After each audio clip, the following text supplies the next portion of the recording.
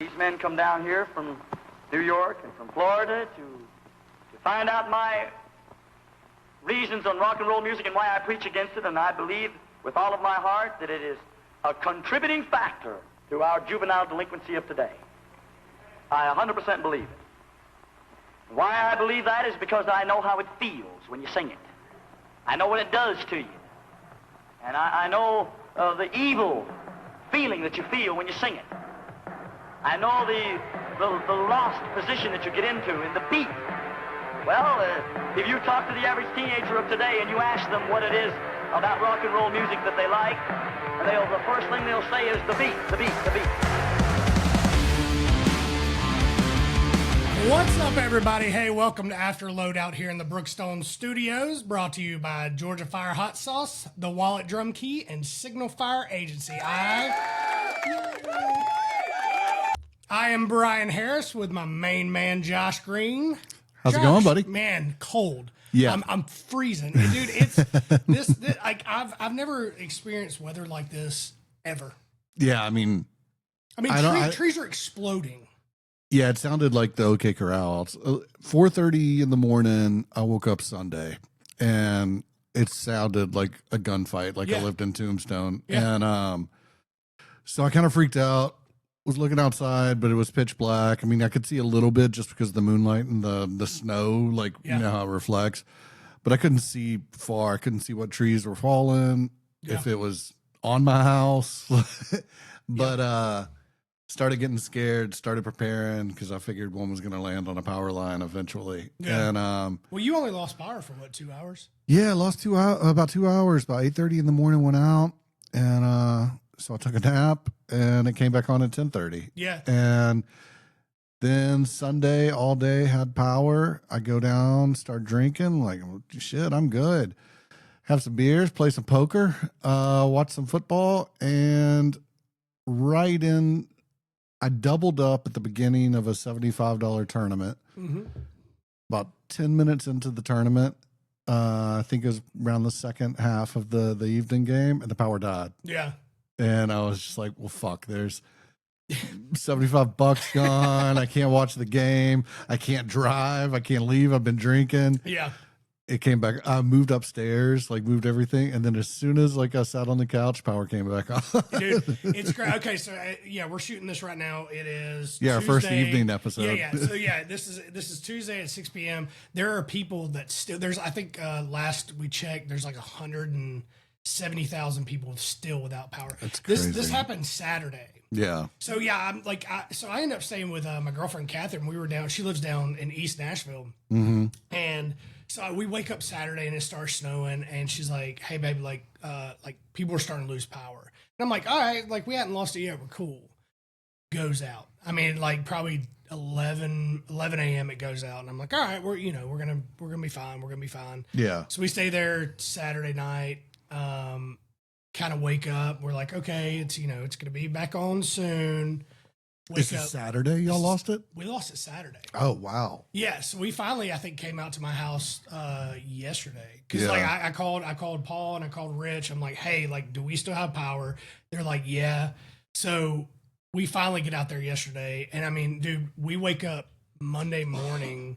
Yesterday morning it was 49 degrees in her house. I'm like, we've got to go. And I understand, where she was coming from. She's freaking out. She's like, the roads. And I'm like, look, we're going to go slow, which I mean, the roads were, you get on the interstate and it's fine. Dude, interstate's usually fine, but then the ice is bringing down the signs. Did you see that? Yeah, I saw the signs. And so, after we lose the power, we're going to go on a walk, and dude, all you're hearing is yeah. I mean, all these trees are hitting these power lines. So like I said, there's 100. They're saying it could take up to a week or two for people to get power. Dude, Nashville, get your shit together. Dude, they're trying though. No, they're not. But here's the thing.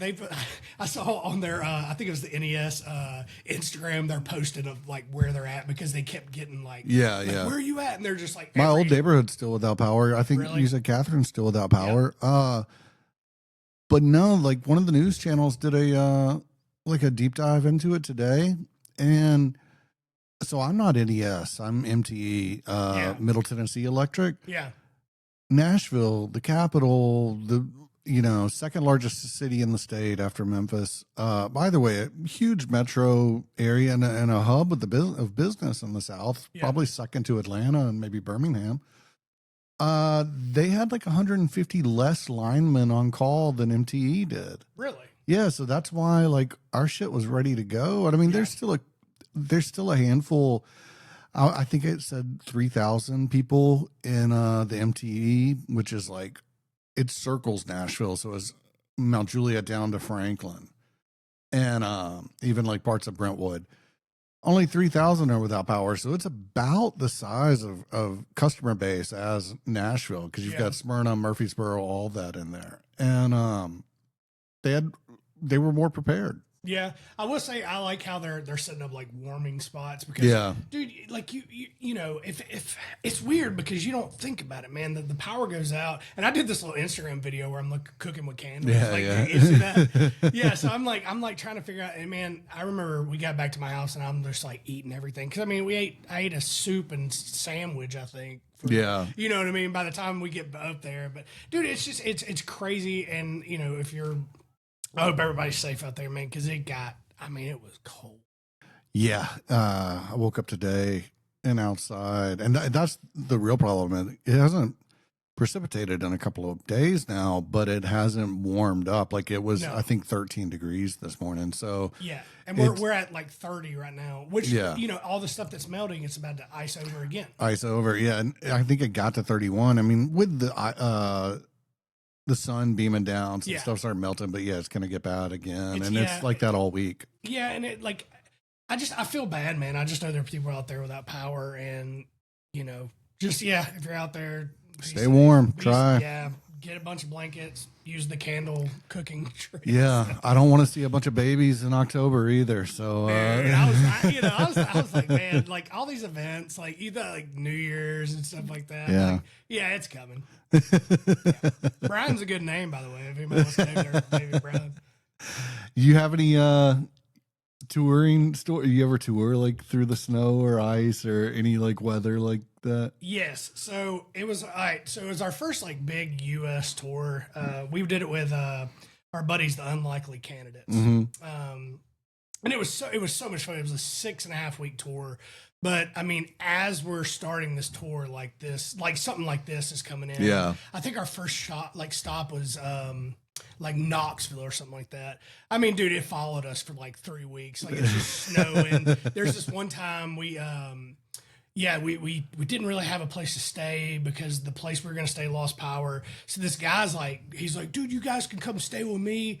And we were in this like, it was like a church bus type thing. It was like a retirement home bus. Yeah. And we take this out, like our old guitar player, his dad let us use this. It's this massive thing. Well, we get to this top of the hill. And I mean, it's ice everywhere. Yeah. So he's like, oh, we just got to make it down this hill and we're good. And I'm like, I'm driving and I'm terrified. So we get to the hill and I mean, it starts sliding. I mean, everybody starts jumping out of the bus. They're like trying to hold it. Ooh, we're going dumbasses. Yeah, dude. I get this close to like hitting a dumpster and it stops. And we're in the middle of the street and we're like, well, we're staying here tonight. So we got up the next morning at like 6 a.m. and left. But so the candidates, shout out to those dudes. They're still some of our best friends to this day.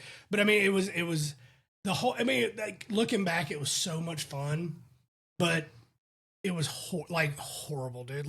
Like shows were getting canceled. I remember there was one show that like 4 people showed up to because nobody could get to the venue. But they were a big 4, right? It was like,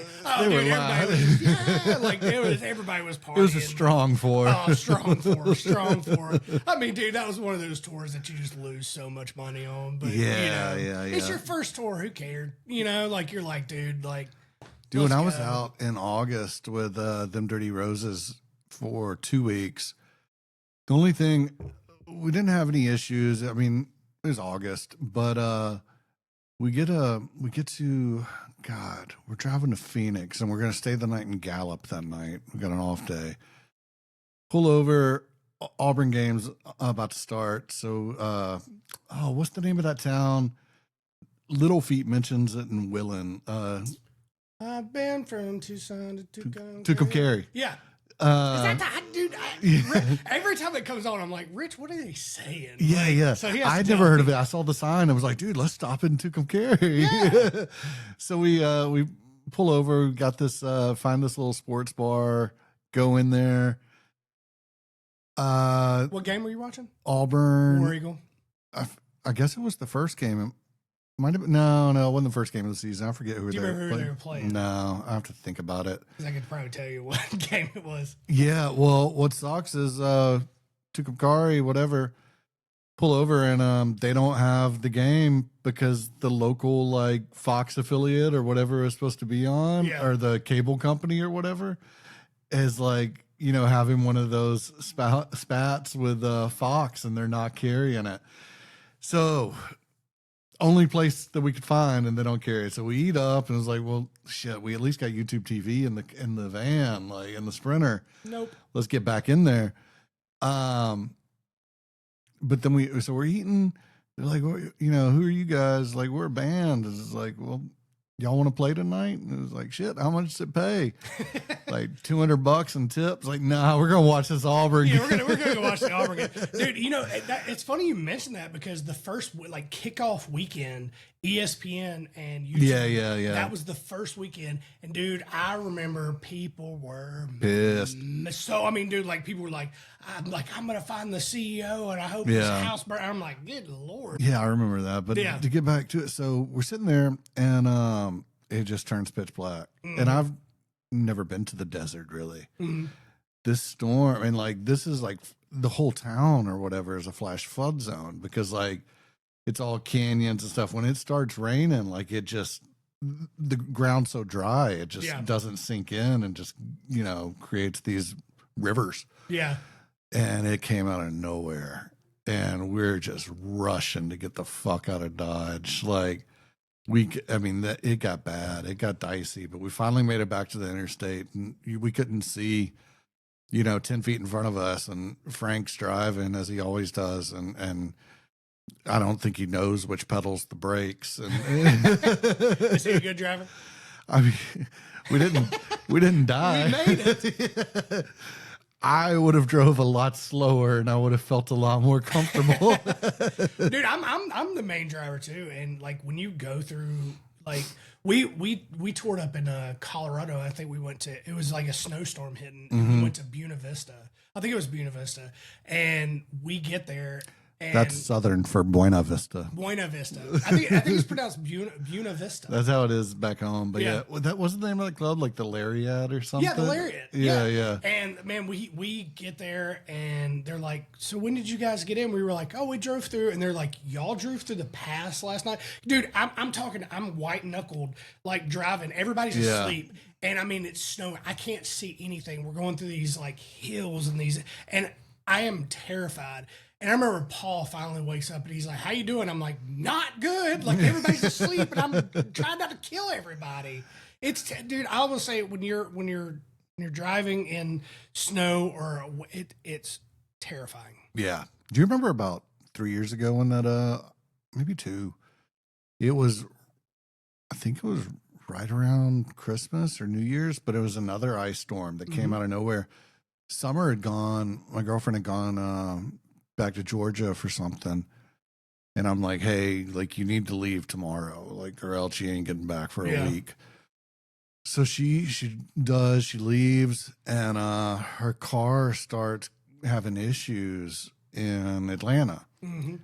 So she looks up the nearest Mercedes dealership and takes it. It goes to I think Mercedes of Buckhead or something, and they're like, "Yeah, like, whatever, Mercedes is cool, they'll take care of it." But I have to rush down there to pick her up from Nashville and turn around and get back before it hits. And it was supposed to hit like right around midnight. Yep. And so I'm like, "Oh, dude, like I'm gunning it as fast as I can." I get down there, I pick her up, and we hit Chattanooga right when it comes in. Yeah.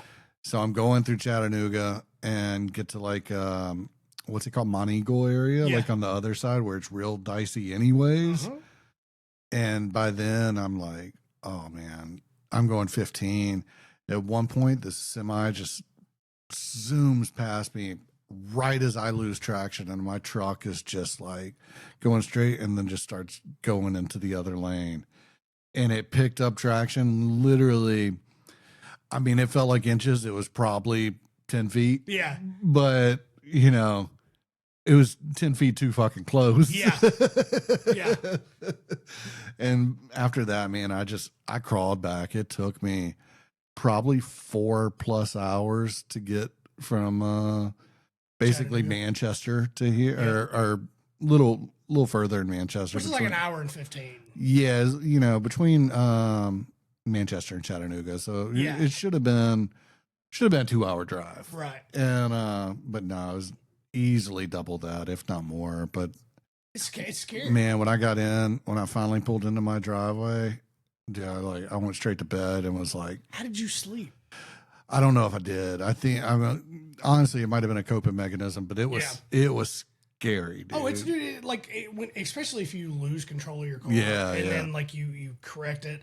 Because, dude, I've done that. Like, if something like that happens, like I'm not sleeping for 2 days. I mean, it's so scary, especially when there's other people in the car. Yeah. You know what I mean? Like you're responsible for them, and it's terrifying. Yeah. So guys, if you're out there touring, man, and actually, I mentioned before, this is kind of the time when people are recording and doing other things, and weather is also a factor in that.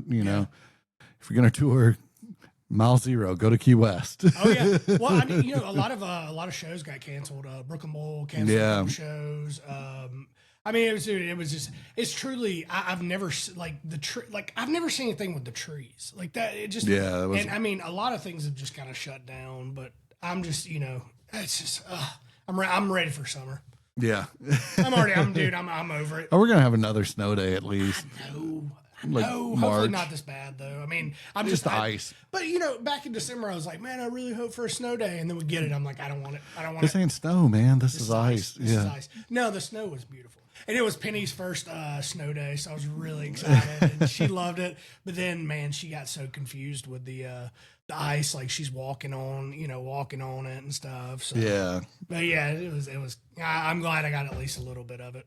Well, I'm pretty excited about today's episode. No, you've never been to North Springs Music Festival, but we've got Dustin Kennedy, the proprietor of North Springs, which is this super, started really small, hayfield, Middle Tennessee music festival, but it's become sort of a tastemaker for the country Americana, Southern rock leaning stuff, independent artists, and it's really fun. And me and Adam Hood talked about it where we said Dustin thinks he has a music festival, but he really has a family reunion because everyone's there, like musician wise, just hanging out, fans.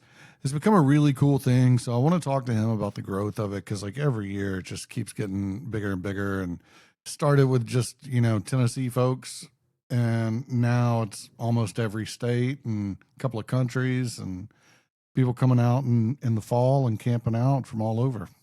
So yeah, I'm excited to talk to him. I also I think it's some of these festivals, man. I think once it kind of, I hope it keeps it like that, like a family style, because dude, once you go corporate, it just loses a lot. You know what I mean? It's not that kind of festival for sure. It's a one stage,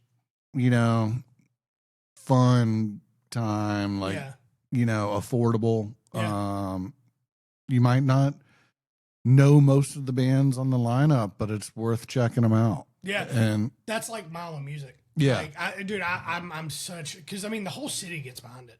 It's truly it's one of my favorite festivals. That one and the Peach Fest up in Scranton, Pennsylvania. It was I think this is the thing. If you could make a festival feel like a family, and not just we're trying to throw on the biggest artist to make as much money. You know what I mean? Eric Gilbert, Duck Club Presents has a really cool one out in Boise too, called Tree Fort, which is huge. I wanted to say we should get Eric on here.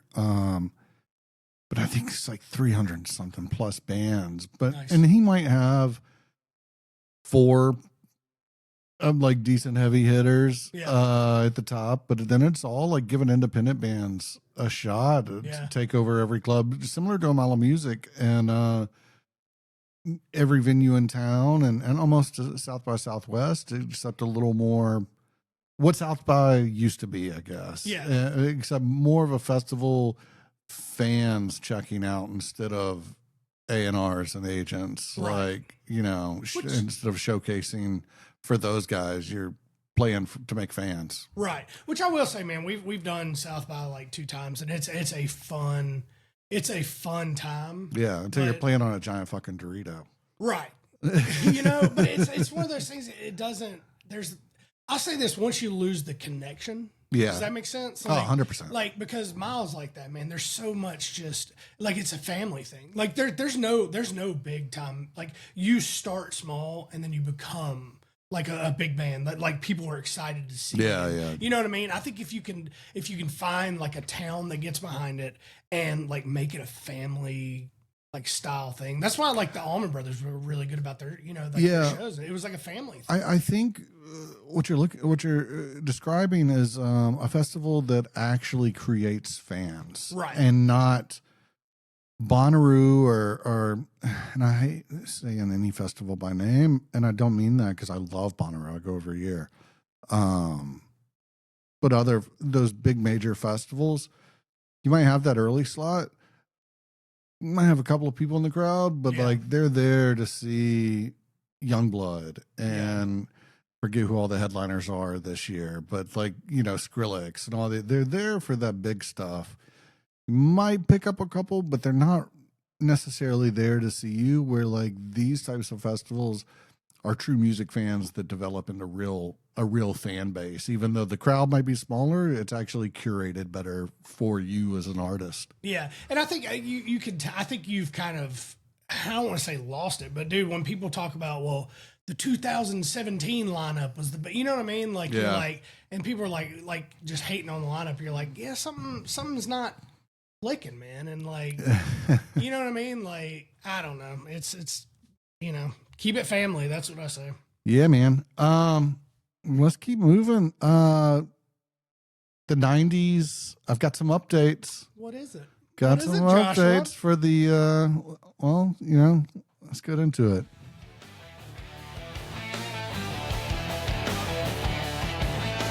Flannel shirts and scratched up discs. One big song we still can't quit. MTV and cheap cool. We swore that band would rule the... Your vocals on that is just superb. Yeah, just a little something. I mean, I can't believe you played everything. Everything on it. The drums. Yeah. Wow. I don't know why you didn't hit me up to play the drums, but whatever. I figured I had it. Yeah, you dude, great. I figured I had it. Yeah. Wait till you hear the guitar solo. Wow. So yeah, we got some really good submissions. We got some really bad submissions. More good than bad this time. Good. Keep them coming. Yeah. A couple of people like submitted stuff that had already been like it was like, listen to the episode, dude. Yeah. But you watched the clip. Yeah. Appreciate you watching the clip, but listen to the episode. Listen to the episode. And then I double checked some. So let's go. Ones that I mentioned last week, Dishwalla, Counting Blue Cars. I had to disqualify that. They had a second top 20 rock hit. Space Hog in the meantime had a second top 20 rock hit. Eve 6 had multiple top 10 rock hits and even a second top 40 Hot 100. Good job, Eve 6. Yeah. Tonic, removed them from the bracket. Mm-hmm. They were on it, but I double checked. They had a second top 10 rock hit. The Verve Pipe. They've had 2, right? Yeah. Yeah. Yeah, they had a top 20 rock hit. But it sounded completely different. The Freshman is like, yeah, I didn't check it out, but yeah, it's different. Yeah, so I had to disqualify those that we talked about last week. I did verify too that we talked about the Flies, Got You Where I Want You. They actually they're on the board now. New Radicals, Get What You Give. They're on the board. Okay. And here's the new submissions. Tall Bachman. That came from Instagram. You know the song. What's the song? She's so high. Oh, yeah. She's so high. That seems like that was in every like teen movie. Yep. His dad's, and he's actually in the latest version of Bachman Turner Overdrive. Who is? Tall Bachman. Oh, really? That's his dad. Yeah. How cool would that be if like his son was the one that submitted that? He's like, this was a one-hit wonder by my dad. You're like, that's all right. Cool. No. I'm saying Tall is the son. Oh, okay. That his dad was in Bachman Turner. Okay. No, actually, Andrew from Them Dirty Roses submitted that one. Very nice, Andrew. Yeah. Another Instagram submission was Fastball, The Way. But they had Didn't make it. know. They had 3 more top 20 rock hits and 1 more top 40 Hot 100. By the way, The Way is not my favorite fast. What's the oh my gosh. I like the Silverado version. That's true. I do like that one. What is it? What she had in my head. I think that might have been one of their second hits or That something. was their second hit. That's like, man, that song comes on still, and I'm like, I love that song. Another Instagram submission was Failure, Stuck on You, and it was never a fucking hit, dude. Was it not? No. Okay. It never hit the top 20. Take it off. Yeah. Stupid. Stupid. Do your research, people. They're doing better than I did. Yeah, Like when we first started, I was like, I don't remember. Eels, Novocaine for the Soul. That was submitted on Instagram, and it made it. You're on the board. Okay, you're on the board. Toadies, Possum Kingdom. Wow. I thought they had more. That actually came over text. I don't know who sent it. Very nice. But it made it. Another really good one that made it that came over text is Tripping Daisy, I Got a Girl. That was okay. That's a good one. So we're up to 9 Okay. now. I want to do at least 16. Yeah. We'll go as many as we can, but so we need, at least 7 more. We'll keep doing this. Y'all, I set up bracket.afterloadout.com so you can check out what's on the board already. So Wait, wasn't there a band Seven Married Seven? yeah, 7 Mary 3. They got disqualified last week with Cumbersome was their big hit. That's right. Okay, Cumbersome. But they actually had like multiple top 10 rock hits. Yeah. Okay. I was wrong with them. Okay. Yeah. So Keep them coming, man. Keep them coming, please. Bracket.afterloadout.com to actually see the bracket, but get your submissions in. Instagram comments, we'll take them. What else? Afterloadout@gmail.com. Yep. Voicemail or text 615-669-1015 or the discord.afterloadout.com. Patreon. Patreon. If you want to, comment on the Patreon. Anything. Yeah. Actually do the Patreon. Yeah. Let's plug it Hey, out. Like, yeah. yeah. Just Tell you what, you sign up for the Patreon, I don't give a shit if it's if it qualifies or not. we're like, yep, you're You're guys a genius. You won. They're like, can we do Led Zeppelin Stairway to Heaven? We're like, put it on the list. yeah. Let's go. Came out. They repressed it in the 90s. Oh, and also shout out, speaking of summer, with our Alfred Loadout mugs. I love these things. Yeah, like I said, it's our first evening. I know. Cheers. Episode, and we're drinking coffee. I know, but dude, I needed it. It's been a long couple days. Also, Summer makes fantastic coffee. Yeah, she what do you call it? She roasted herself. Does she really? No. Oh, okay, I was like, wow. It's like, but she does like cook and stuff. She cooks like. Oh, dude, yeah. She's like, I bought all these groceries for this thing. She was like, if the power went out, I was gonna kill somebody. I'm like, I get it, I'm gonna man. stick it nice outside. Yeah. Yeah, that was a good thing. I did. I put me some ice cold Bud Lights outside and some, Oh, nice. Oh, I did, and I just kept going to the door. And then I thought about after like the fourth one. You're I was letting. like, I know. I was like, I should probably not be opening the door, And then we have to take Penny out, and like, oh, just yeah. I'm ready for this week to be over. Me too, man. God, I'm tired of it. Who you got in the Super Bowl? Let's see. I think it's going to be the Seahawks. You don't think? Yeah, probably. Yeah, I mean, I don't know. I'll tell you this. I don't hate the Patriots as much as I used to. Yeah, me either. Everyone from the 28-3 regime's pretty much gone. I love Mac Hollins. Yeah. So, like, kind of pulling for them. Plus, Seahawks just have a lot of bandwagon fans. Yeah. And I'm not really into that. I know they have legitimate fans, too. Oh, but they do. I got a buddy, Ryan Forbes. He's a massive, and he's Yeah. been.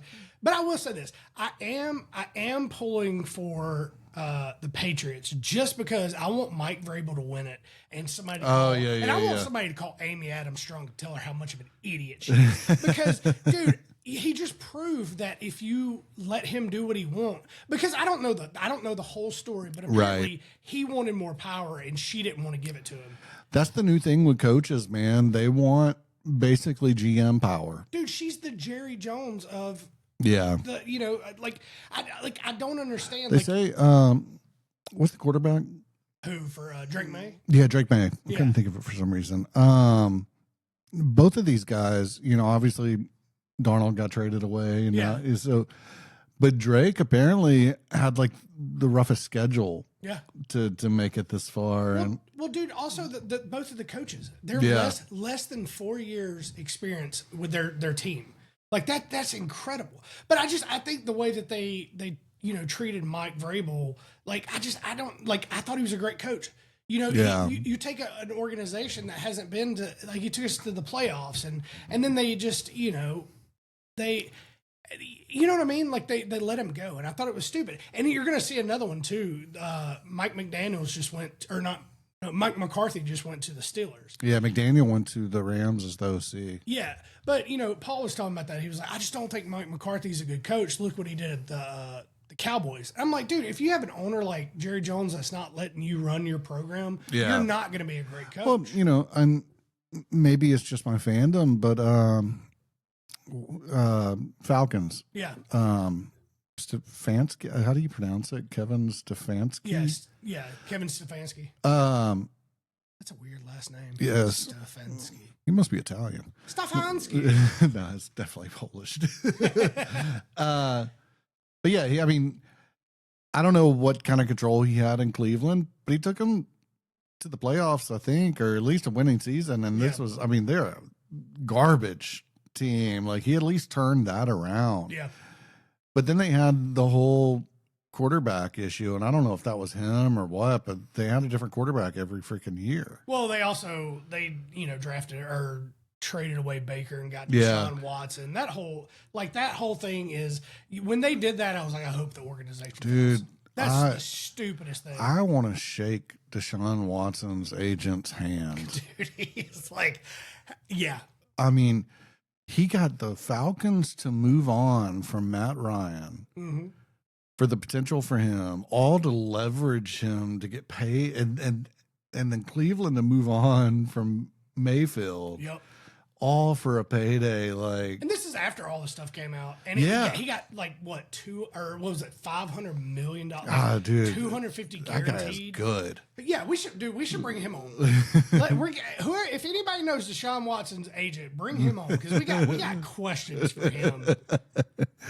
Well, anyways, man, Dustin's in the lobby, so let's go ahead and get him on. Bring him on. All right. Got Dustin Kennedy with us, and got a little theme song for him. I'm just a sexy boy. Yeah. Dustin, welcome to After Loadout, man. Thanks for coming on. I'm not your boy toy. You're not. What's that? He said, I'm not your boy toy. Hey, man. Thank y'all for having me. Big. Yeah, man. How's it going? Great. How you guys? Oh, doing good. Are you snowed in? Yeah, how is it over there? It's good. I'm surprised you guys have power. Everything's good in your way, or? Yeah, I'm in Mount Juliet. We take care of our shit out here. It's Nashville not East Nashville, I can tell you that much. Yeah, we've got it. I live on a pretty bad driveway. I think I probably told you about my driveway, Josh. So I'm hiking it in the mornings, Brian, I get up and walk like 10 minutes down my driveway. It's some old timer shit. Let me tell you. Hey, it's good for you. That's exercise. Yeah, yeah, I love falling on black ice at 5:30 in the morning. So it's actually the only time I've cussed my dad in my 42 years on this planet. You know, he's old school. He used to like to break the ice up and shovel it off. And I'm Yeah. just like, I'm parking at the bottom and walking now that he's moved out. But yeah, I was like 650 acres of land. That's where you want to build a fucking house, you know?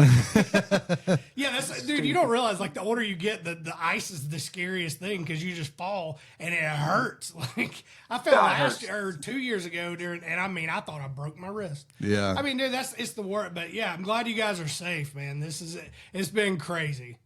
We'll get through it, man. This is the weather. I'm not happy about it, but that's why I don't complain when it's 95. I'm like, yep, February will be here soon, boys. Let's just get through it. You know, I'm a summertime guy, but here's what it Yeah. is.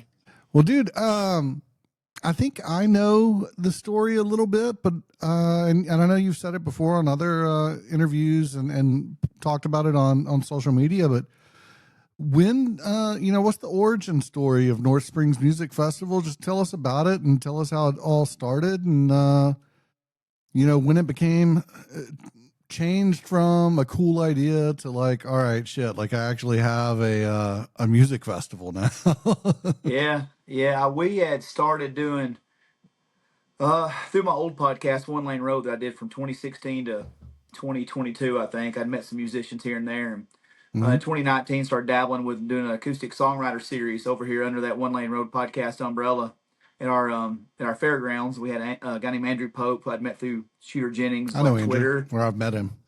Yeah, so he was my first show. Then Jason and Courtney was my second show, long before I deserved to have Jason and Courtney on a show at a terrible fairgrounds Jason Eady, building. Courtney Patton. Yep. And then had Rye Davis, and then ended that year with Justin Wells.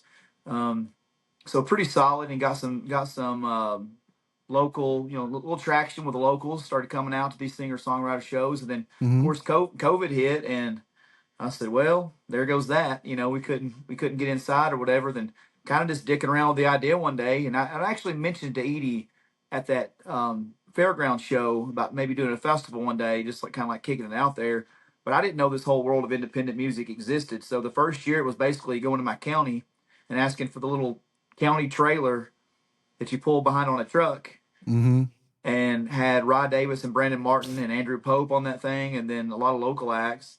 So it's basically just something to get out to do stuff. It's just to be out and with my buddies drinking beer in the field. Second year, more of the same. Had Julie Roberts, which I mean, Break Down Here and Wake Up Older. Those were some pretty big hits in the mid 2000s. So Yeah, I know. I used to work with Julie relatively briefly, but pre-COVID at Red 11. Yeah, I remember you mentioning that. Yeah, and so that was a big one. It got all the girls out there. Every girl had ever been dumped from age 16 to 30 in the 2004 range, was front row singing that. But to answer your question, it was an accident. It was something that happened during COVID. And I think in 2022 is the first one where like multiple people, and when I say multiple, like 6, travel from out of state. But that was the one where it turned from like just cool little festival out in a hayfield to like, having a mission as far as independent country music. And that was, Edie headline, Justin Wells, Cole Chaney, his first time down here, Addison Johnson, Tony Logue, West Ship. So kind of like a who's who of that independent scene. And that was the first one. It was like, all right, man, this has turned into something. And then I think we really kicked it up the next year when you helped me get Cody Canada down there. Was that 2023? 23. Gotcha. Yeah. All right. Yeah, and that was the first year I went, and I've been the 24 and 25 as well. After I went, I was like, man, I'm coming back every year. You can't get rid of me. Yeah. Yeah. And that 2022 year, I enjoyed it personally, but it was all acoustic. There was no bands. And Gotcha. they ended on John Prine Paradise. Like all 6 of them got up there. Oh, cool. Yeah, it was very cool. But like you had it was still where the locals had been ready. They were just used to, cover songs or what have you, or Julie songs they knew. They weren't ready for John Prine Paradise. The people who were local didn't know that. Like you had maybe 50%, 60% of the crowd who were digging it. The 40s, like, why don't they sing something we know? When they gonna sing something happy? So you kind of weed that out after if time goes on. But yeah, 23 was the first year. I think we jumped from 3 or 4 states to like 15 states attended in 23 with Cody. Gotcha. Did you ever have like a moment, especially that year one, where you're like, "Fuck, this was a terrible idea"? Yeah, it rained. Oh, really? It was clear, and then it rained like shit all week. Just rained and rained, and you're in a hayfield where that's not a gimmick. That's my dad's real hayfield. So you screw his hayfield up, and like I'm screwed. Yeah. I have to hear about that for a whole year. And cattle don't eat, son. But I spent so much to have this thing, and that's right. So it rained and rained, and like people were offering. I remember the county mayor at the time. He's like, "Son, we got this fairgrounds barn. The barn at the fairgrounds. You can have it. Get it out of that field." I said, "All due respect, sir. It's not the North Springs Music Festival. It's in Gainesboro." And a buddy of mine called. It's like, "Hey, there's a building over in Salina. You can move it to there." And I was like, "It's not the North Springs Music Festival. If it's in Salina." And same thing. There was one more guy in Macon County. I was like, "It's not the GD North Springs Music Festival in Red Bull in the spring. Like, we're doing this come hell or high water." And you know what, man? It rained. People had their canopies up and rain jackets, and Still came out. And luckily, knock on wood, that's the only year we've ever had like actual real rain. Yeah. Glad you're not doing it this weekend. Yeah. You said when it first kind of started, like where the people around you, the neighbors in the community, was it just like, what is this guy doing? And now like everybody's like they're with it, right? I mean, it's like everybody's excited about it. You would think, you would think we struggle with that a little bit. I mean, and I've talked to Josh ad nauseum about this. Just like, this past year, I know we'll get into it. We had 27 states and 2 countries there, but it's like the locals are like, "Who? Them dirty who? Ward who?" And I never hear. I don't blame you. I wouldn't bring them boys in either. That's the boys' party. You gotta watch out for them dirty roses. Yeah, well, I've heard that rumor. Yeah, I've heard that. But it's not I get a lot of local support, especially from sponsors, and the ones who get it. Yeah. But I live so far in the middle of nowhere. It's kind of like it's not bothering anybody, right? Yeah. Well, I know me and Josh were kind of talking about just like, and everybody that's talked about the festival, I've heard a couple of people talk about it. They talk about it's like a family atmosphere and stuff like that. One, how do you keep that going? And when is like the sponsors, when does that kind of take over? Because we've talked about like some festivals, it's, I think they've become too corporate. You know what I mean? Like, how do you keep from getting to that? And how do you keep it a family environment, like kind of like you have it? Like everybody talks about it's just it's all these bands getting together. They love it. Like how did you create that? And how do you continue to do that? I think just because I've dealt with it like at least once, if they've got a reputation for being a diva, you just don't ask them to come. That's where you start at, ultimately, and you look at the flow of things. And even now, as I've got a booking sheet in front of me for this, Thursday, Friday, and Saturday this year, you kind of even try to book people who are close together. That way, because, I've heard the stories, and I didn't think about it originally when I started booking it, but, you hear people say, we're always coming and going. We don't really run into each other that much. So if you can put a, Ben Chapman with Channing Wilson on the same day, or a Taylor Honeycutt with Rob Linus, or TDR with whoever, with Cody Canada, that's just going to help everybody. That's just they get to hang with their buddies. And from a corporate standpoint, how I keep it, or a sponsorship, keeping it non-corporate, I just don't have that. And I think I'm truly one of the only real independent festivals going, and I can't speak for everybody else. I don't know what everybody's deal is, but I've got some good friends in this business. But they get a lot of tourism dollars, and they do get big sponsors. My sponsors, they're not Pepsi and Coca-Cola, so I don't have to worry about all that stuff. I'm going to the damn hardware store, or the funeral home. I mean, Anderson Upper Cumberland Funeral Home in Gainesboro is the every year sponsor. Shop before you drop. Yeah. They've got killer deals. He comes to our high school basketball games, and I broadcast our high school basketball games as well. And I was doing a spot. He's the scoreboard sponsor, and I said, look at my boy Gary Jones over there at half court, looking like he's taking a nap. I said, when you get ready to take your final nap, you can visit him at Anderson Upper Cumberland Funeral Home. Well, that's the last thing you'll need. Yeah, yeah. But it's just, like Alexa Miller's my dentist. And, they're getting my teeth cleaned. She's got red clay strays or sturgill plans. Like, she's the coolest dentist ever. And so that's my sponsors, is the local people who do get it, want to throw. And then you're looking at like a $250, $500 sponsorship. So you got to get a hell of a lot of those guys to get, Silverado on board or Cody Cannon on board and stuff like that. And as it's grown the last 2 years, just music lovers from all over the country, all of the states, have thrown in 500, 700 here and there. And even like music venues are shutting down. They shut down their venues and come and hang out now. That's really flattering.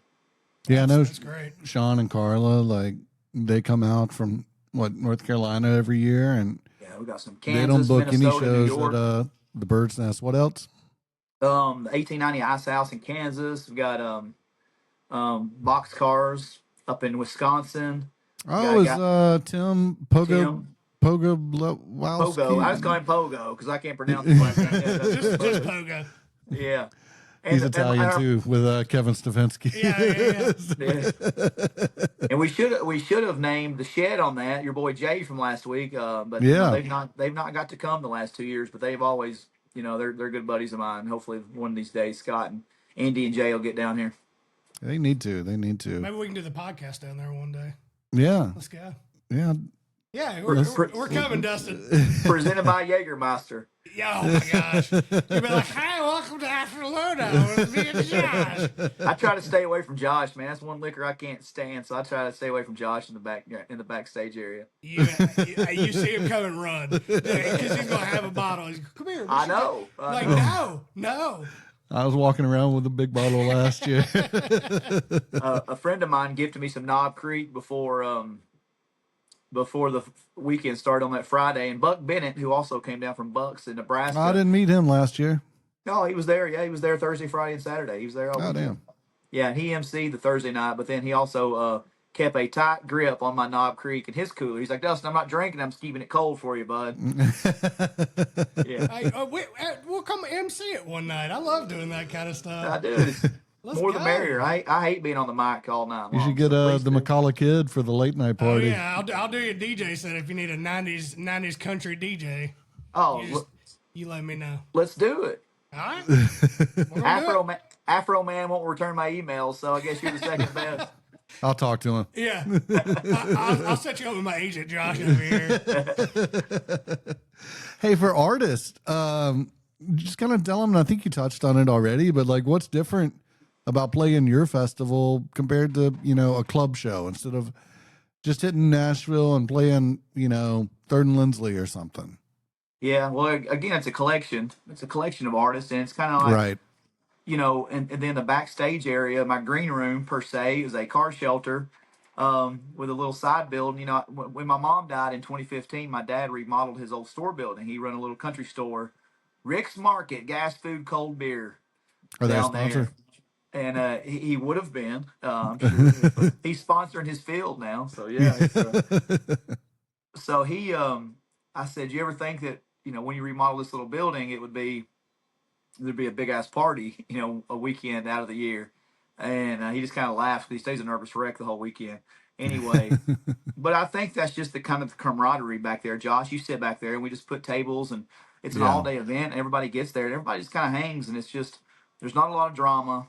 And it's just what people have said to me, and I'm too busy running around to actually get to appreciate it or have a lot of fun, is that, people don't just stay backstage all day. Like, people will come around front to watch the other performers. They'll hype them up. I know that. I mean, unless you're Addison Johnson, you're greedy and you stay at your merch table all day long and don't talk to anybody. No, I'm kidding. That's a shot at Addison. He's my boy. But yeah, I mean, because the merch tables are like at a 90-degree elbow to the stage. So we got merch tables running out So everybody's kind of like going back and forth from their merch table backstage, mingling in the crowd. There's artists. You know, I took Aaron Vinecourt to the Moonshine truck last year. That wasn't a truck. It was our. I'm not going to call him out, but it's one of our vendors who keeps a little. He's like, "Hey, I need you to come look at this," and I was like, "Did you get my wife moonshine at 12:30 on a Friday? Let's chill out, you know." And he's like, "Let me show you what I got." And so Aaron Vinecourt said, "Hey, Taylor Honeycutt told me this is the place to come get moonshine," and I said, "Come on, I'll take you." Well, speaking of bands that come on the festival, do you choose them, or like do people just submit to you? Like, say there's a band out there that's like, "Hey, my buddy's playing this festival. Can they submit somewhere, or do you choose everybody?" Well, I don't want to be too like I'm not the be all end all of choosing bands. Like, there's so much music out there, I can't keep up with it. I have a real job, you know, and everything. I'm not just so in the scene that stuff don't get out from underneath me, right? So I do lean on people who buy tickets to suggest people. Now, my DMs are open. You know, I mean, people always send in stuff and suggestions, but for the most part, I curate 90% out of it. 90% of it what I like, and guys that I'm interested in. Because at the end of the day, I'm not bringing something I don't believe in. Right. But I will take that 10-15% to listen to my listeners and or to my followers and ticket buyers, and then I always try to leave a spot or two open, like this time of year. Like, we're done pretty much, but just for that next dude that might pop off, you know, because that really sucks when you finalize your festival in January, February, then like come May, somebody pops out that are affordable, and you're just like, well, shit, Yeah. you know, and that's happened. But Well, what makes you take a chance on some of those smaller artists, like that aren't there yet, but you believe in them? yeah, I mean, some of these guys are grandfathered in, and like this one person told me, she's like, you need to stop booking the same people. I've never even heard of your festival until this year, and I was like, I get it, but you know, some of these guys are just playing here, and they're North Springs guys. I said, they're not North Springs guys. They're playing all over the United States, but you just don't know them. And that's my Addison Johnsons and Wes Ships and Tony Logues, Rod Davises, you know, Bill Taylors. Mhm. I don't know. Like, Cole Chaney was the guy that I found when he was younger and really got into him and believe in him. And I'm trying to think if there's any other examples. I'm sure there are. I don't know. When I just hear something, you know, almost immediately whether you like it or Yeah. you have a feeling about it. There's a couple on this lineup, and a lot of times it's just how you approach it. If you're a jackass and you're in my DMs and you feel some sort of entitlement, I'm not going to book you just because of that. I don't give a damn how talented you are. If you come at me and tell me you haven't booked me, well, Yeah. Does that happen? yeah. Oh, gee, artists don't do that. You know, don't do that. What's one artist you'd love to have on? You hadn't had on yet, but you'd like a dream artist that you could have on. If budget was no issue. Yeah. Oh, well, Josh, you know I'd love to have Shooter one day. You know, Shooter would be cool. I don't, man. I don't know. I mean, I'm not gonna say like Hank Williams Jr. because that's not realistic, you know. And that's Not too with too. that attitude. You can have him on. Yeah, I can get that Hank Williams the fourth that's running around. Maybe. Aren't there like 3 of them? Yeah. Yeah, I'm talking about the one that may not be actually kin to him. No offense to that guy, by the way. I'm just saying. He is. I'll talk to you off air, but he is definitely kin to him. Yeah, I've seen his stuff he's been posting, but I don't even know why I brought that up. That was completely uncalled for. But no, I mean, like, so for example, Gracie Yates and Brock Burton that are on this year, the young kids out of Kentucky. Mm-hmm. I met them backstage at Drew Eads' Unbroken Circle Festival in September last year. Oh, shout out Drew, by the way. Yeah, man, Drew's doing great things. I mean, Drew's always like very compassionate to me. Like, oh, dude, I know what you're going through. I'm like, dude, I know how much money Madison's giving you. You booked Charles Wesley Godwin and Turnpike. We're not the same, Drew. You're a whole other way above me. So, but no, I love Drew. But John Grace and Jason Parton from Laurel Cove were there. Like, man, these kids are great kids. Love to see you get them on North Springs one day. And they both messaged me, or I know Gracie did. Can't remember if Brock did. But after I got to think about the name, I looked back at my emails, and her mom had been messaging me for a while, like a couple years, trying to get her to get on it, and they just Our seemed like, mom was in your DMs. Uh-oh. well, now, Josh, don't need that rumor and innuendo going. No, but she was her manager. She was the momager. That drive the mamas wild. No, but anyway, it's just like they show appreciation or like desire to be on it, not over the top. Like there's some bands that are talented, but man, if you go way over the top, it can be too much. Yeah. Yeah. And I look, I'm a nobody promoter that's trying to get people here, so I have to go over the top. And I know Josh, Jesus Christ, I've wore Josh out. We're trying to book people, and but you have to stay on it when you're independent like me. You know what I'm saying? Like you have to be. So I guess I shouldn't be like that to the artist, but like, yeah, some people's like, I've been messaging you and, why don't you book me? I'm like, dude, you know how many messages I get? I'm not trying to sound cocky or at all, but I can't keep up with all the messages and, Yeah, we talked songs about that being- last week with Jay. Of course, he's got a year-round club, but I think artists really think festivals are just this huge payday, so they're trying to get on them, and like you probably get hundreds. I mean, he's getting hundreds a week. I'm sure you get tons. I got one guy one time, and he said, and I don't remember the name of his band. I vaguely do, but he sent me some messages or whatever, and I hadn't responded. And then I responded to somebody's comment, and he's like, "Oh, real nice. You can respond to a comment on here, but you can't respond to my messages." Oh, And jeez. I said, "Yeah, and you're not going to get a response to there either." My bad on that. I don't remember the band's name. Was it the Vagabonds? Was it the Vagabonds or was it the McCullough Kid? I don't know. I just don't be a jackass, Yeah. Yeah. What's the number one rule? Don't be a jackass. At North you go. Springs? And we're put it on a T-shirt for him. Yeah. Well, no, you have a number one rule in North Springs. Oh, act like you've been in public. Pellet. Hey, baby, like the American Dream, Dusty Rose, baby. Well, hey, tell the people how they can get tickets to it, man. Tell them like where they can find your information and all this stuff.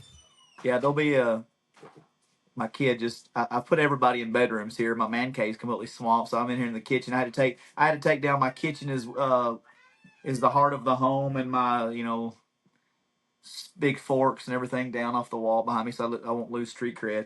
I was like, everybody to a bedroom and Netflix on for every one of you. I don't want to see your asses for an hour. Go watch Raw. Yeah, I've got to watch it still. No, so tickets go on sale, Brian, February 6th. They'll be on NorthSpringsMusicFestival.com. Historically, they've been on Eventbrite. I'm trying to work with another site right now to set up tickets. I've only got 2 weeks, so I need to get on that. But it's well, I won't mention it, but because either way, the link will be on North Springs website, NorthSpringsMusicFestival.com. On February 6th, you'll have 3-day passes, single day passes, camping options. So you can be tent, car, camper, or RV. There's 4 different price points there, and all affordable. It's crazy. I'm just not greedy enough, I guess. Well, you can add a 5th one. Just put like you can do shots of Jaeger with Josh. That's like the VIP. I've been looking for a VIP option. Yeah, man. Yeah, Yeah, there you go. yeah, shots with Josh. That's what you call it. Yeah. And cool thing, I don't know if you're doing this year. I don't want to assume, but in the past you've allowed coolers in, like So for a that's fee.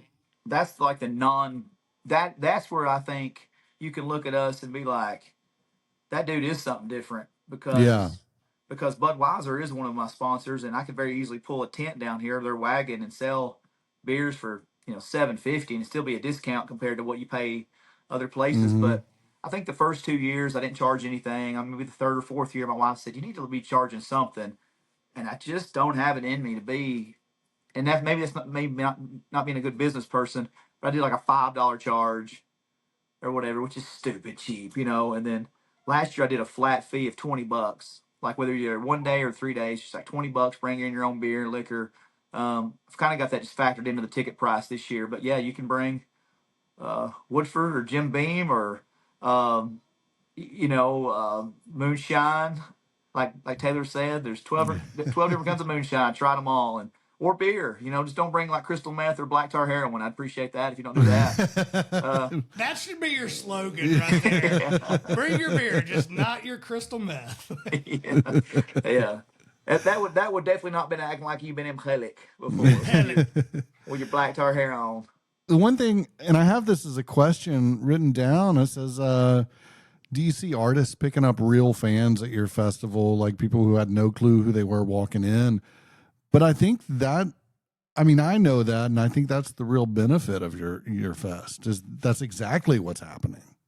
Dude, you know what's great about my festival is these people, and you know, you and I have been there when you and I first met and we broke this down. I said on another podcast, I said, imagine how hard it is to call WME or Wasserman or whoever and be like, okay, so yeah, I know, I know you don't know me, and yeah, okay, yeah, not in Nashville, no, Cookville, no, it's actually an hour and a half from Nashville, and it's actually 15 minutes from anywhere. Yeah, it's a real hayfield, but no, I promise you, your artist will love this. You know, like try selling that shit to people. Like, yeah, I'm in a hayfield in the middle of nowhere. Well, the good thing is if anything goes wrong, they can't call their agent. Don't give them up. So no one knows. Yeah. Use that as your pitch point. You will not get a phone call this week. So but these fans are so good, and like the ones you ask anybody, like Cole Chaney. You know, he can go play the Basement East, and he's gonna have 30 people that found him at North Springs. Then you got guys like TDR. I remember two of my female neighbors. I was riding my side by side, and they were kind of riding their full load and stuff down here on the creek. And I was like, "Hey, listen to this band I've got booked for next year." And they're like, "No, don't bring a rock and roll band down here," because that was the number one goal out of 2022. Was when people were bitching about it being slow and acoustic. I was like, I still want to keep this independent theme, but I've got to rock it up a little bit. Like I've got to get some. It can't all just be sad storytelling. You know, I've got to, you know, so the next year we had Hannah Dasher, TDR, and Cody Canada to end the night. And that took it up a whole nother level with those three bands, and, you know, Cole with the full band. So the same girls that said, don't bring TDR back or don't bring TDR, have seen them at least 4 or 5 times other places now. Nice. You know, and then they're pissed that, you know, they're not coming this year, and that goes for everybody. Like when they play at the Shed or anywhere in Nashville, there's at least 10 or 15 people. Oh, for sure. North Springs, you know, seeing TDR. So that's, you know, like Addison Johnson, this is his second home. Yeah. And a lot of these guys, you know, Addison played a little steakhouse down the road, and he said, "Man, I played that club for 2 years and nobody cared." He said, "You and I started doing this thing," and he said, "Now this is my second home down here." I mean, you go back and look at Saturday night of North Springs last year, I'd argue that the whole set of Out of Control, the whole song, is that might be the loudest the whole weekend. Oh yeah. At any given time. So these people are loyal. So people, I do deal with that. I don't know them, but the people who are open-minded and come buy those tickets, they always come away with somebody. It's real music fans. Yeah. And I can't fault them. Like I don't care that all the locals don't come, because not everybody loves music. Yeah. You know, well, they're just wrong, is what they are. Yeah. And even hate the people, America. What are they doing? Yeah, so TDR, of course, we did it 3 years with them in a row. With Cody. Then I think Ward closed out the next year, and then they headlined the Saturday last year. Who's on, you know, give us a rundown of the lineup this year, your headliners, and who you got new and returning. Yeah, so Chris Edwards from Mountain View Talent out in South Carolina. I know Chris. Shout out Chris. Yeah, he manages the Filthy Heathens, another band that, and that's another band that played early last year, and they rocked it, and people are following them all over the place. So, you know, basically, if you're a young artist that wants new fans, come to North Springs, is what I'm saying. Yeah, I actually met him and those guys out in Idaho at a festival, and then ran into him again at North Springs. Yeah, Chris has been really good to me, him and his wife Erin, and the Heathens are just a good time, man. They're fun guys. But so he done the Thursday night show last year, but he sponsored that Thursday night, which is very nice of him. And this year I decided to take it all on. It's kind of one of those deals where, like, if you're going to put your name on it, let's just 100% roll out with. And nothing against his lineup from last year, because I loved some of those guys that he brought. I had Joe Stam and Dallas Moore and Isaac Rudd. I mean, he had some killer dudes on that thing. But I wish I had spots for this year, a couple of those guys. So Thursday night is Chris Knight. All right. And that's a little. Oh, Chris Knight. Yeah. Yeah. I don't give a shit about you. Yeah, he just. I just, I've got a couple good Chris stories, but to me, he's just one of the best singer songwriters, in the game, ever. In the last 25, 30 years. He's the headline for Thursday. Taylor Honeycutt, kind of on the same trajectory as TDR has been on. She played also in 24 and 25. Played. It's almost the same trajectory basically as TDR as far as being pretty close to the top 2 years in a row. They're kind of just earning that from crowd reaction. And I told her at the Shed back in February, I said, I think I'm going to make you the first female headliner in North Springs history. And I kind of said that, and I'm a man of my word. So Awesome. So that's what we're doing there. And I know that means a lot to her. And Silverado, even though I know somebody in particular would have loved to sing that earlier. I'm glad it finally happened. Yeah, I appreciate you, and we've got those three headlining, but also on top of that, we've got Ben Chapman coming back. He was on fire last year, man. He's something. Oh, dude, I love Ben, man. He's so good. His shows are so good. It's just such a cool dude, yeah. Oh, he's the nicest dude in Nashville for sure. He seems it. Channing Wilson is coming. Kenny Fiedler, Cowboy Shit, and Barrel Racing Land, all those hits. It's his first time, and I knew I had to probably try to get him last year because like 3 artists on the lineup was wearing his merch all weekend. Nice. I was like, maybe I should look at honestly, I'm not familiar with his music, but I know his name because of the same reason. Yeah. So I've dug into him quite a bit in the last 3 months, and I like him. One, obviously, I'm looking forward to Jason Eady and Adam Hood doing the Southern Brothers together. Oh, dude. Edie's such a good writer, and like I'm an Adam Hood fanboy, so that's awesome. He's been a guest on the podcast. Yeah, he's just one of those guys that just I would love to come see that. I don't know that I have gotten any greater compliment than what you guys said on here about the comparing North Springs to Willie's Picnic. That may be a stretch early on, but man, that was really cool to hear it. Yeah, man. I was talking about being a family reunion, and that's exactly what Adam said. And he mentioned he invited himself. He said, that's where all my friends are. I want to be there. Yeah. That was such a cool story because I was like hesitant to tell that story because you don't want to seem like you're disrespectful to Adam by telling that like that. He has zero ego. Yeah, well, I agree with you, but he would not take it like he has zero ego about it. Yeah, because you just don't want to be that guy, be like, oh, guess who called me and invited himself to my festival. That sounds like a douche move, but it was just kind of like more like, Taylor texted me and said, hey, what are you doing? And I said, whatever. And she's like, hey, Adam Hood wants on the festival. And I was like, 26? She said, no, 25. I was like, yeah, I don't know if I have the budget for that. She goes, but it's Adam Hood. And I said, right. And she said, I was going to give him your personal cell, but I didn't want to give it to him. I said, yeah, but it's Adam Hood. But it's Adam Hood. Yeah. So he called me the next day, man, and we had it pretty well hashed out. And I told him, I said, if you'll come acoustic this year, kind of work with my budget a little bit, I said, I'll take care of you next year. So, man, we talked a week after the festival was over this year. He told me he enjoyed it, which is, again, ultimate compliment. And I said, well, you just figure out what you want to do. I was like, I promise you full band set in 26. I'm going to honor that. And he called back. He's like, man, let's bring Jason in on this. Let's do the Southern Brothers thing. That's I said, really cool.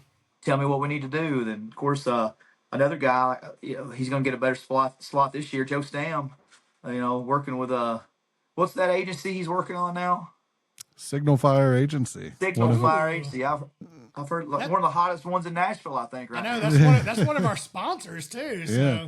Hey, they're the only agency in Nashville that didn't shut down during this ice storm. Just want to throw that. That's true. Shout out Signal Fire Agency, baby. Yeah. But no, our Joe's office was cool, open. Man. Joe makes me look like I don't have dry humor at all.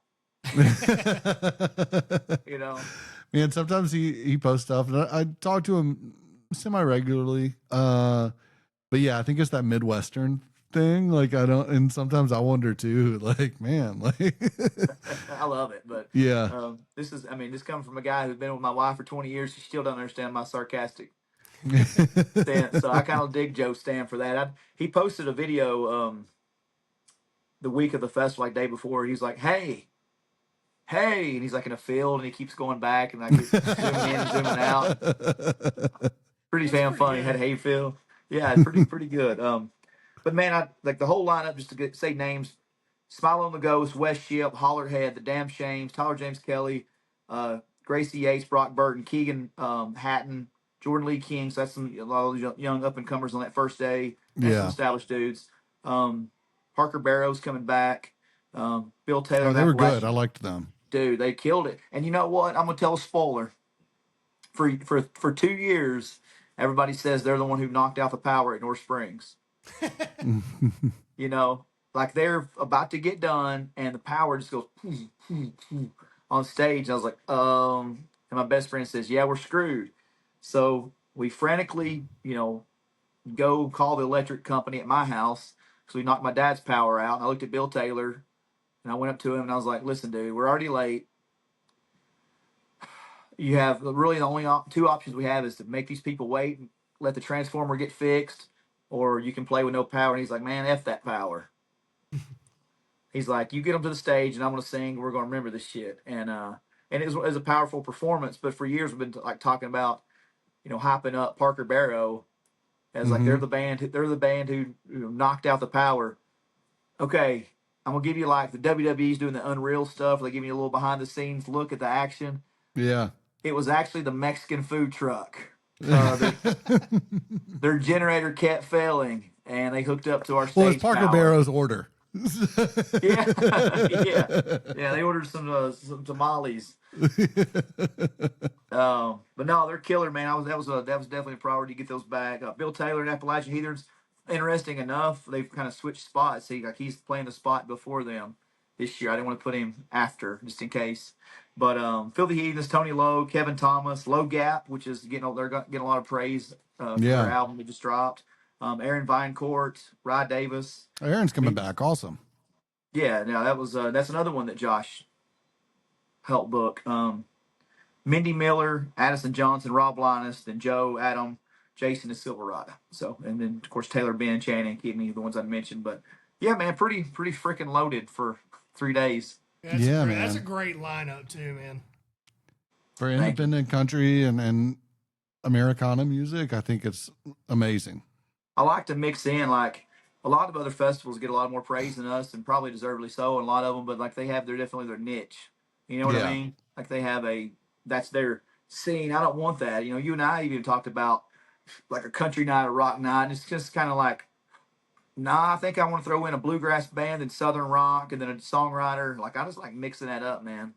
Yeah, I mean, it gets that way. People don't choose either. Like, oh, I'm gonna come out. The country fan would miss out on the rock night if they decided not to come on the rock night. Oh, more of the country guys. Just mix it all up and make them come both days and actually discover something that they didn't know they liked. Exactly. Yeah. Well, dude, I'm really looking forward to it. Got a couple of more questions for you. Let's tie it into wrestling real quick. Yeah. Some old school, some WWF. WWE, you can't say that. Oh shit! Get the No, I'm F talking out, about Josh. the Wildlife Federation. It's still WWF to me, dang It's it. still real to me, too, damn it. What these guys do to their body? I met that guy at a wrestling convention in North Did Carolina. you really? Really? That's awesome. Yeah. I was in an elevator with him, and I was like, Yeah, I know the Royal Rumble's coming up Saturday. And Oh, really? Yeah, it sucks because it's in, I think it's Saudi Arabia and it's at 12 p.m. or Oh, something like that. man. so stupid, man. Yeah. It's gotten so. Don't get me on that subject, man. You can say whatever. Vince McMahon's a dirty old pervert, man, but he kept it affordable. And he didn't have damn Prime logos all over the ring. It's not my WWE anymore. It's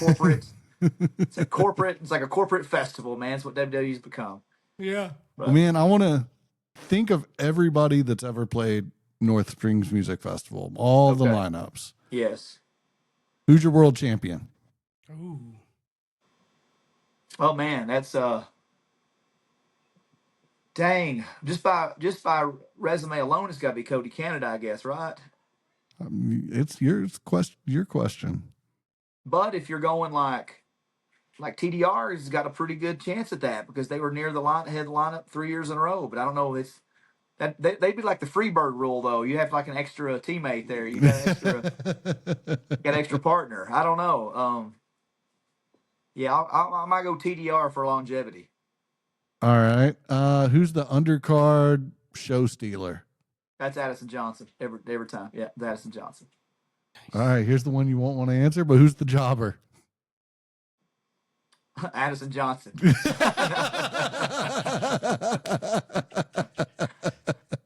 You give it praise and you take it away. Yeah, that's why I keep him coming back, baby. That's why I keep him coming back. Well, man, 5 years from now, what does it look like? Man, if you told me in 21 it looked like this, I would never believed it. So I think the ultimate compliment is the artists keep talking, and eventually, maybe it's not 29 acts, but it's 15 acts, Mm-hmm. And maybe you're putting a little more bang into it, as far as maybe less acts, but acts that you can't really afford possibly if there's 29 acts or 27 acts, maybe that's a route you go in, but I just tell you, and I say this on every single interview, man, this world is crazy. And the beauty of North Springs right now, what I get out of it is that you look and it's red and blue everywhere. It's politics that I don't give a shit about. Yeah. Okay, I don't do politics. I'm not knowledgeable about them, and I don't want to be in the middle of politics because it goes nowhere. I've seen people lose family members and friends over politics, which is crazy. And religion, even sports teams. Man, seeing people at North Springs that have come from all over the country, and they're up there at the front of that stage, and they've had a little whiskey or beer, and maybe a trip to the popcorn stand that's got that trailer behind it, and you see strangers hugging, and singing, and you got a group of 4 that come and they make friends and they bring 2 more people with them next year, and I'd like for that field next to the hayfield to be parking one day, Yeah. or the camping, and that way you just got. I just love that. Like I love music, okay, I love music, but it don't like just. It's not as deep for me as it is for some people. Some people they come here and this is like their therapy, Yeah. or their release. That's just their happy place, and so the fact that I'm able to provide a really cool laid back spot for people just forget their problems and not have cell phone service for 3 days. I don't know, man. It's pretty cool. It's pretty cool. So I don't know, Andrew. I don't know, Josh. I don't know what it's going to look like in 5 years, but people are getting tattoos at the festival now, so I've got to keep doing it. You're doing something right, man. I mean, just keep doing what you're doing. Don't change the formula. Just keep doing it. It'll grow. Keep doing it, man. Yeah. Hey, let us know if we can come out and sit up, and we'll be there. Oh, you got listen. Brian is my DJ. As far as if we're not doing the watermelon crawl at 1 a.m. this year, I'm gonna be pissed. Let me know, dude. I got like 9 hours of just 90s country. It's awesome. I don't need 9 hours, but 2 would be solid. And I got you on that. And then You have Josh, me some Bud Lights, and I'll be there. we'll go. Yeah, done. All right. And Josh, man, Josh has got whatever he ever. Man, I not to make it a sap fest to them, but this dude's helped me so much, and I try to give Josh Green his flowers on any interview that they're asked. I mean, I don't know that North Springs ever evolves if there's not a Josh Green that's selling North Springs to Man, the I think you're being too kind, but I appreciate it. I'm happy that we got to work together early on and then continue the growth of that. Just like, Silverado's there now, but I've been pitching them for years. TDR, we've talked about them. Taylor Honeycutt now headlining, who I'm no longer working with, but we've developed that together, and I'm proud of that. Yeah, I mean, Josh is responsible for the 2023, 2025, and loosely the 2026. I mean, TDR and Cody Canada was because of Josh Green. Taylor Honeycutt, the first conversation I had was Josh Green, and Silverado. you know, he pitched Silverado, like he said, years ago, and I just couldn't afford. I just didn't think I could afford them back then. And it's grown enough, you know, where we made it happen. So yeah, man. Nah. I was a no limit soldier years ago, boys. Yes, sir. I'm more West Coast, but All right. I can do that. I was down south. Yes, sir. You are Atlanta guy, so I guess that's. Yeah. The dirty. But you should be like Outcast and. Oh, for sure. For you sure. playing Jermaine Dupri or not? Man, whenever you drove into Atlanta when I was growing up, there used to be a huge billboard that said Atlanta's so deaf country. Well, And then about 100 yards past that, they put up a bigger billboard. And I don't know if y'all have watched any of the documentaries about BMF and like it was just a drug front, but like 100 yards past that, it was like Atlanta's BMF country. Like they were not hiding it. But no, I was a big Outkast guy. But it's like this, the South got something to say. That's all I got to say. And we do love our Outkast on this show. I know I got flack from it. I love Outkast. Who gave you flack? I remember you saying something about it, but Man, I got eaten up online. I made some little comment that people did not like. I Yeah. ain't going into it, Dustin. I ain't going back into it because they hated me for it. who's your favorite who is your favorite rapper of all time? Me? Yeah. I know mine. Who's yours? Bone Thugs and Harmony. Yeah, I was about to say probably Bone Thugs, man. Like Bone Thugs were just, I mean, they were just. Yeah. And They just put out a new. Twisted was good. Well, and Do or Die. I think Do or Die was like, they were good. Do you want to ride? Oh, and well, that's another podcast. We'll talk about that. Yeah. You stumped me with your 90s alt. Yeah, I tried to tell. Did you ever come up with one? Man, the one I had, and I guess that they don't qualify. They didn't have the same song on there, but like the first one that came to my mind was Marcy Playground, Sex and Candy, but they were listed on that list for another song even. Yeah, no, it was. We brought up Sex and Candy, but they had a previous top 20 rock hit. Yes, I don't before remember that Sex one. and Candy. It was called like Saint Joe and something. I forget, but I say we put them on there. The Dustin, if first- you want it on there, the three that- that's your submission. Well, the three that came to mind was Verve Pipe and Freshman. Mm-hmm. And then did Ford on Blondes have anything else besides What's Up? oh, That might be a good one. I don't remember any other song of theirs other than that one. I think is that all on there. rock? Is that all rock? Well, we'll consider it. I think so. Yeah, we'll I think consider so. And now it's made a comeback in 2025 with those TikToks, you know. Yeah, bees in the trap. Bees in the trap, man. 100 months, can't tell me nothing. Oh, no. Well, Dustin, man, I appreciate you coming on. Yeah, man, it's been a blast. Appreciate you, and I knew we were gonna have fun on this one. I hope that Jay's was audio only last week. Oh no, we had to put everybody. Yeah.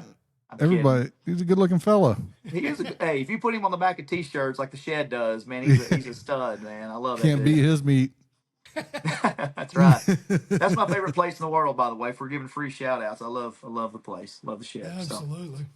yeah, Cool, man. I'll talk to you soon. And I'll see you in October, North All right, Springs see you. Music Festival. Thank you. Appreciate it, boys. See you, Dustin. See you. All right, Dustin Kennedy, North Springs Music Festival. I didn't know him before, but man, he seems like he just loves music, and now you can tell that's how the festival's going to build, man. Oh, dude, it's a fun thing. Like I said, it's about an hour and a half from Nashville, east of Nashville, Whitleyville, Tennessee. Whitleyville, yeah. Tennessee. At least that's the address. And but you only drive like past Lebanon, then you get off the interstate and it's just country roads down in this holler, middle of it's an hour off the interstate. Dude, that's the best Yeah. festivals, man. Like when it's just, dude, when you ride into somewhere and you're like, I'm like gonna have a good time or get murdered, you know it's gonna be a good festival. There ain't You're nobody like, around to I murder know. you. Just woods everywhere. Yeah, maybe a bear or something. Yeah, dude. And in October, it's always like perfect weather, little chilly at night. So like build campfires, camping, and then yeah, man, I always warm up with a little party liquor and and then crawl in that tent and sleep. Best sleep of my life. I think we should try to get sponsored by Jaeger and Bud Light. Dude, they used to sponsor bands. I don't know if they did podcasts, but it'd be nice. Let's get yeah, and I'll take a shot with you. How about that? All right. All right. But not like just one. Right now? No, not right now. Yeah, he's like, you should hang. I'm like, dude, the roads are icy, Josh. Like, I risked my life coming out here. Almost died. No, this was a good one, man. I'm hey, dude, crazy. It's episode 9.